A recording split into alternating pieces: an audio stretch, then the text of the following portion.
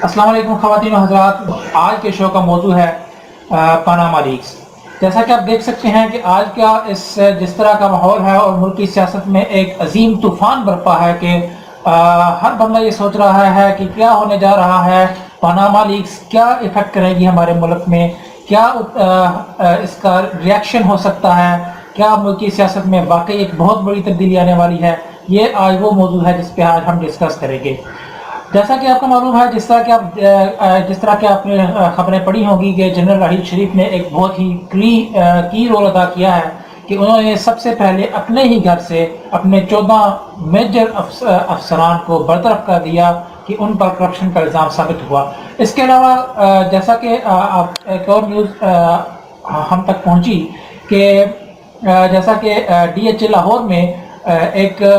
Army के एक बहुत ही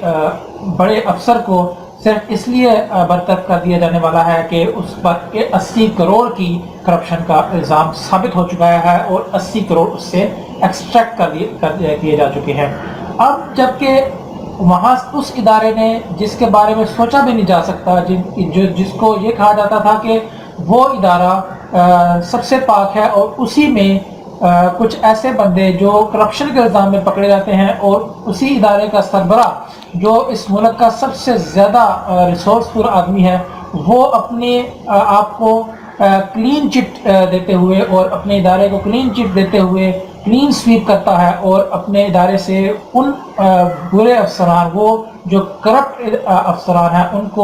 उनका सफाया कर देता है। तो अब जो कि वो सियासतदान जो पिछले 50 सालों से ये क्लेम करते आ रहे हैं अपनी हम लोगों के सामने, आम जनरल पब्लिक के सामने, कि हमने आज तक पाकिस्तान को ये दिया, हमने आज तक पाकिस्तान के लिए ये किया, वो लोग ये सोच रहे हैं कि अब हमारा क्या होगा। तो अब जबकि हमारे वज़ीर आज़म साहब नवाज शरीफ साहब जब वो टीवी के सामने आके बैठते हैं और अपने सारे वो एहसानात गिनवाते हैं कि हमने पाकिस्तान के लोगों के लिए ये किया, हमने पाकिस्तान के लोगों के लिए ये दिया, हमने पाकिस्तान के लोगों को ये दिया, तो अब जब आम आदमी देखने को आता है कि क्या वाकई हमें पाकिस्तान में मैं चूँकि एक आम आदमी हूँ और मुझे जब मैं देखता हूँ कि आज तक हमें नवाज शरीफ ने दिया क्या है, और जैसा कि नवाज शरीफ ने अपने 30 साला दौर का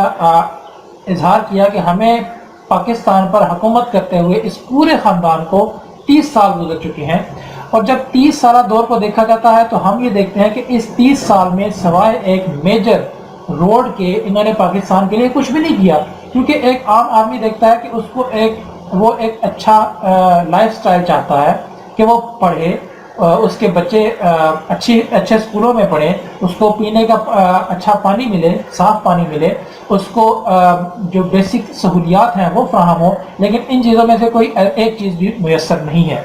तो मैं ये देखता हूँ कि इन 30 सालों में उन्होंने क्या किया। मेरा तो ख्याल है, मैं ये समझता हूँ कि इन 30 सालों में सिवाय उन्होंने अपने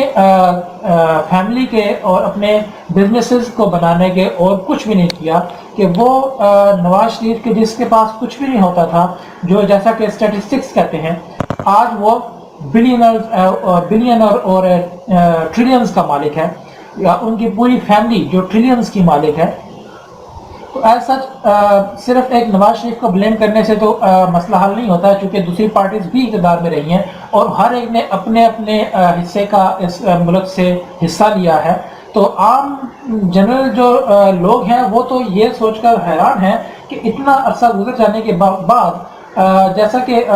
कल हम एक जगह बैठे हुए थे तो हमारे कुछ दोस्तों में ये डिस्कशन हो रही थी कि ऐसा क्या दिया है इन लोगों ने पाकिस्तान को।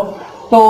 मेरा एक अपना परसेप्शन है, might be possible I am wrong, correct me if I am wrong, और ये लाजमी कमेंट में लिखिएगा कि ये देखें कि आज 50-60 साल गुजर जाने के बाद एक वो जो grand trunk road GT road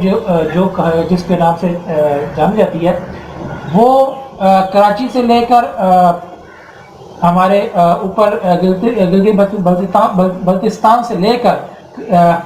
Gilgit Baltistan से लेकर कराची तक एक ही रोड है जो ग्रैंड GT रोड के नाम से जिसको जाना जाता है। वो भी रोड हमें विरसे में मिली। आज तक सिवाय एक मोटरवे के आज तक हमने کوئی ایسی چیز نہیں کی جو ہمارے فائدے کے لیے ہو، جس سے ہمارا ملک پروگریسو ایک ملک ابھر کر سامنے آئے. ایسا جو انہوں نے ہمارے لیے کچھ بھی نہیں کیا. ہاں مختلف ادوار میں آرمی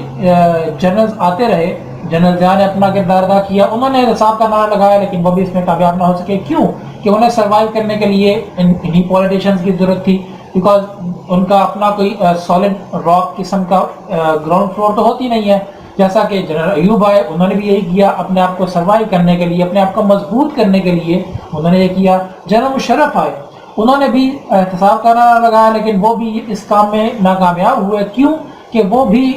شاید اس لیے کہ اپنے آپ کو مضبوط کرنے کے لیے، اپنی حکومت کو رن کرنے کے لیے انہوں نے جب آتے ساتھ بہت سارے بزنس مینز کو جیلوں میں ڈال دیا، تو وہ بھی اسی وجہ سے ناکامیاب ہوئے کہ جب بزنس ہی نہیں ہوگا تو ملک ترقی کیسے کرے گا؟ کیونکہ جب پیسہ موو نہیں کرے گا تو ملک میں ترقی نہیں ہو سکتی. اس لیے ان کو ان بزنس مین کو چھوڑنا پڑا اور انہیں کلین چٹ دینی پڑی کہ okay now you can move on and go forward.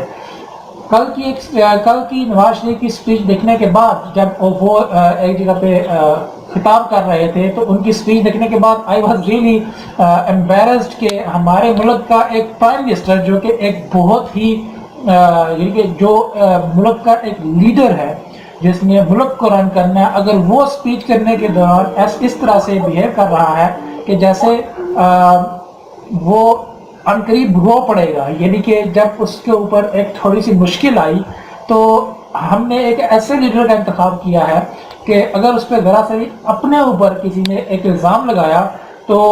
وہ رونے پہ آ گیا کہ that was literally Nawaz Sharif باقاعدہ اگر وہ خطاب نہ کر رہے ہوتے تو وہ باقاعدہ وہاں پہ رو پڑتے. اور اللہ کے فضل سے ہماری حکومت جس نے پاکستان کی جو ہے وہ ایک ایک پائی کو اپنی امانت سمجھ کے خرچ کیا ہے، اس میں ہم نے اللہ کے فضل و کرم سے وہ 100 ارب روپے بچایا ہے ان 3 منصوبوں میں. ایک ملک کا وزیر اعظم یا ایک ملک کا سب سے جو اگر اس پر ذرا ساری پرابلم آتی ہے اور وہ آگے سے بچوں کی طرف بلکنے لگتا ہے تو آئی ڈونٹ تھنک کہ مجھے یہ پرسنلی یہ فیلنگ ہے کہ اس کو اس ملک کی حکمرانی کرنے کا کوئی اختیار نہیں ہے. کیونکہ اگر وہ ذرا ساری مشکل آتی ہے اور اپنے ہی احتساب سے اتنا ڈر رہا ہے کہ پتہ نہیں کیا ہو جائے گا، تو میرا یہ خیال ہے کہ ہم لوگ یا تو بہت بڑے بیوقوف ہیں کہ ہمیں پتہ ہی نہیں ہے کہ ہمیں کس بندے کو چوز کرنا ہے. تو آج کے لیے صرف اتنا ہی.